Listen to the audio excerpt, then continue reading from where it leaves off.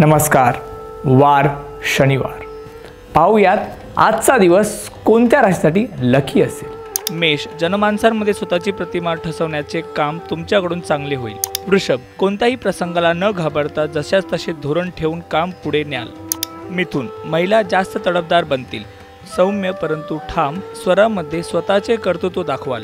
कर्क, नोकरी व्यवसायाच्या ठिकाणी काम करताना वातावरणातील मरगळ थोडी जाणवणार आहे, त्यामुळे उत्साह कमी राहील. सिंह, तज्ञांच्या सल्ल्याने एखादी आर्थिक गुंतवणूक करायला हरकत नाही. व्यवसायात जादा भांडवलाची गरज भासेल.